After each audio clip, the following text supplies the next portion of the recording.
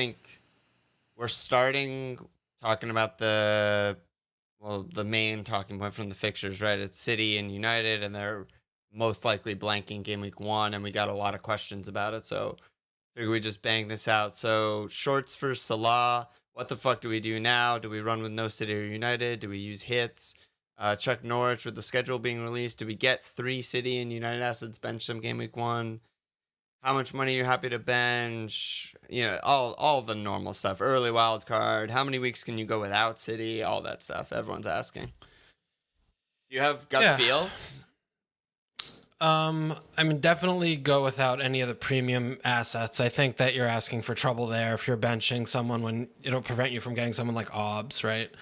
But, I was playing around a lot with Fodinho and Greenwood and Laporte, like 1, 2, or probably not all 3, but, 1 or 2 guys that are more cheap, that are more edge of the team that you could maybe be able to hide and just throw an extra 4 or 5 defender in there than you wouldn't normally love to do, but something you could do.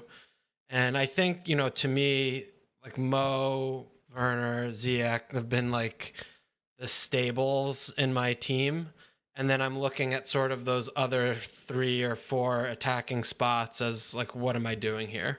And, I think if you start with 0 City or United, that's fine.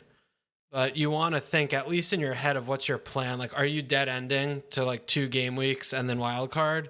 And then you're going to really just try and exploit those first 2 game weeks, which is totally fine. And I'm seeing a lot of like viable strategies that way.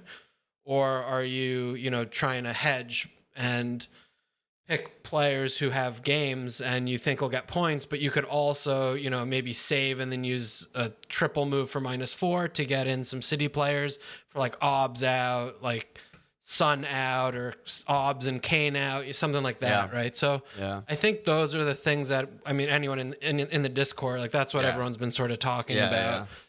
And I mean, that's sort of my initial thought about it. What do you think? Do you have like a strong feeling? I mean, we're weeks away, but do you have a strong feeling of how you'll probably handle it, do you think? Or is it too early? Because I personally don't. Like, I've tinkered a little bit without City and United guys just to get a feel for it, but I'm not feeling like definitive right now on like, this is how I'm going to handle it. Yeah, I mean, so far I have like 2 very different teams, and one has Trent and 4-5s in defense.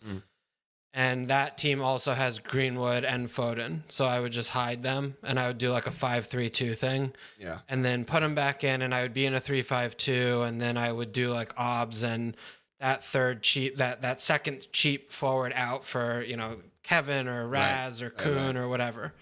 So that's one option. The other one I had is the more like conservative, long-term team with very heavy defense with like Trent, Van Dijk, Laporte, and Doherty. That's a lot of action in the back. Yeah, and it would be more of like a 4-4-2.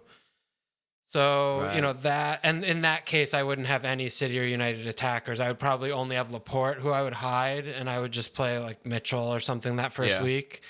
And then I would just, still have Werner, Mo, and Ziyech, and then those other couple spots are like, I have no idea yet. But those are the 2 sort of like structures I'm juggling between. Yeah.